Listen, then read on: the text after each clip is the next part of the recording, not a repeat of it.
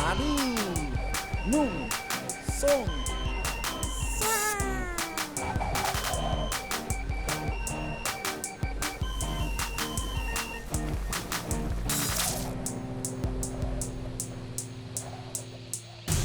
Passport to success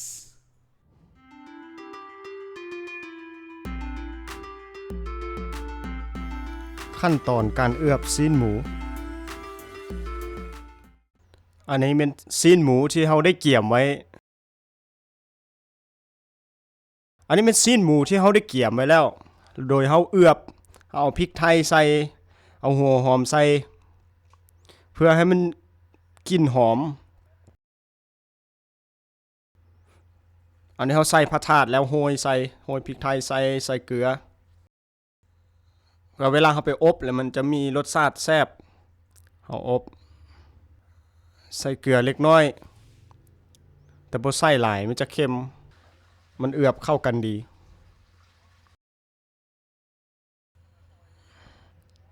อันนี้เราบ่ใส่น้ำมันใส่เพราะว่าอย่างซีนหมูมันมีน้ำมันแล้วเพราะฉะนั้นเราจะเอาน้ำใส่แทนเอาน้ำใส่เพื่อบ่ให้มันติดเนาะเวลาเราไปอบมันจะบ่ติดและจะเฮ็ดความร้อนของน้ำมันพดขึ้นจะเฮ็ดให้ซีนหมูมันมีสีงามและก็จะมีกลิ่นของเครื่องปรุงเช่นว่ากลิ่นหัวหอมหรือพริกไทยที่เราใส่เราไปอบใส่ความร้อน180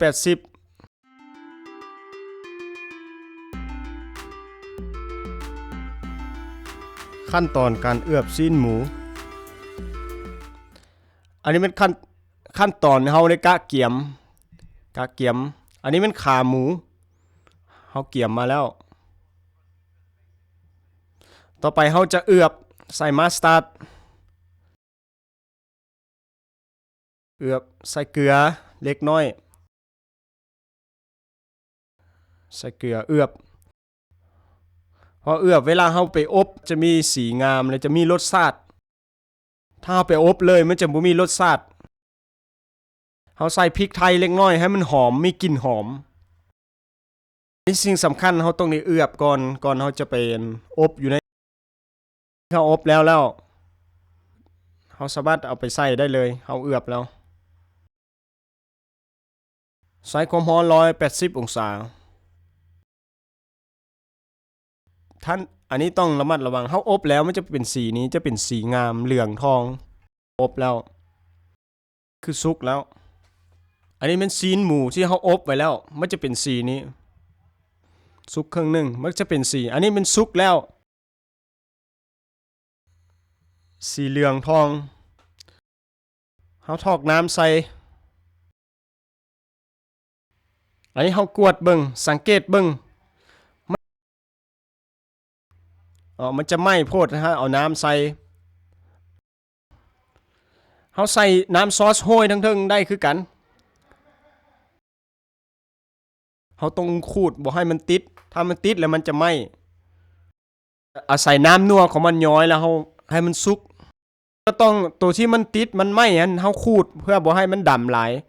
เพราะมันดำมันไหม้มันจะขมขูดออกมันจะเป็นน้ำนัวของมันใส่ข้างหน้าของสามารถไปเป็นซอสก็ได้โห้ยใส่น้ำนัวของมันน้ำเครื่องปรุงมันจะย้อยลงหั่นใส่เพราะว่าอย่างน้ำนัวมันจะซึมเข้าไปในซีนนั้นเวลาเขาไปอบ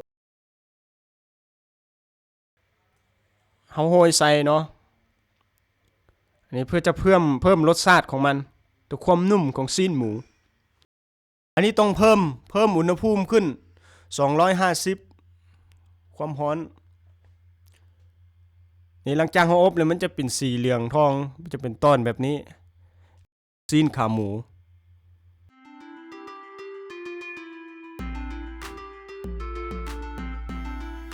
ผักกะหล่ำดองเยอรมัน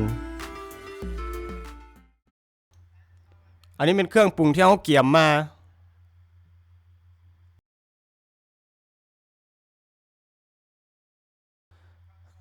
ก่อนเขาจะนำไปแต่งเขา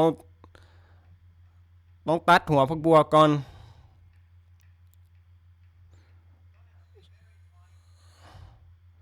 จะปาดหัวผักบัวน้อย เฮาซอยเป็นตอนน้อยๆมุนๆเฮาจะซอยแบบนี้ซอยน้อยๆซอยเป็นตอนน้อยๆปาดเป็นกีบก่อนเป็นเปียงหันเปียงผู้ดีงามเฮาซอยให้เป็นกีบก่อนหลังจากนั้นจะซอยเป็นดิ้วน้อยๆแล้วก็สามารถซอยเป็นตอนน้อยๆอันมีขนาดซ้ำกันบ่ใหญ่หรือว่าน้อยเกินไปผู้ดีซอยผู้ดีงามส่วนที่ต่อไปเอาน้ำมันลงแต่บ่ใส่หลายแล้วนำเอาไปคั่ว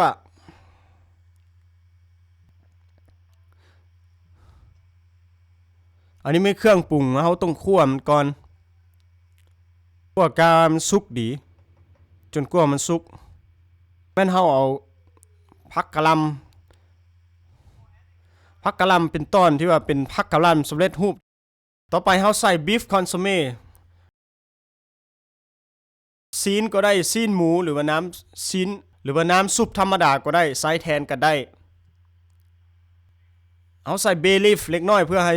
เพิ่มรสชาติกลิ่นเพื่อให้มีกลิ่นหอมกระดูกหมูเฮาสามารถเอามาใส่ได้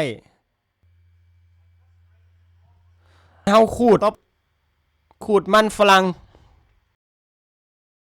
พอมันฝรั่งเฮาจะขูดแล้วเอาไปใส่เฮาขูดถ้าขูดตอนน้อยมันก็สุกไวตอนใหญ่มันก็นานสุกโดยใช้เล็กขูดพยายามขูดเอาถ้ามันหนามันจะนานสุกเฮาขูดเป็นตอนบางๆเวลาไปต้มมันจะเปื่อยไวมันฝรั่ง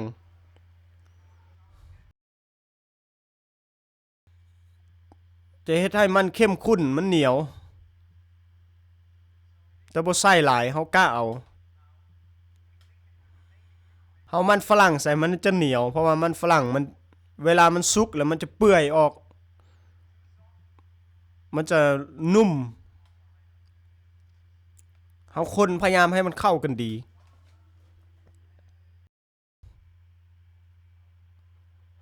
แล้วใส่แครอทลงไปคนให้เข้ากันอันนี้เฮาสังเกตมันจะรู้สึกมันจะนุ่มและมันแค้นสุดท้ายเขาก็จะได้แบบนี้หน้าตาแบบนี้เฮาเสิร์ฟแขกได้เลยเฮาสามารถไปเสิร์ฟแขกได้แล้วจะเป็นหน้าตาน่ารับประทานดี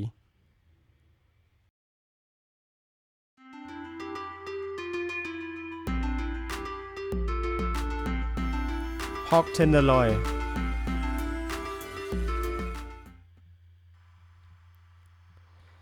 ต่อไปเฮาจะสาธิตเรื่องการปาดเป็นตอนปาดซีนที่เฮาอบไว้แล้วปาดเป็นพอร์ชั่นให้มันผู้ดีเสมอกันให้มันงามหลังจากนั้นเฮามาแต่งใส่จานอันนี้เป็นซีนหมูที่เฮาตัดกับพอร์ชั่นนึงก็ประมาณ3ตอนปาดเป็นเปียงเนาะหลังจากนั้นเฮาก็เอามักทั่วที่เฮาลวกไว้มักทั่วเขียวลง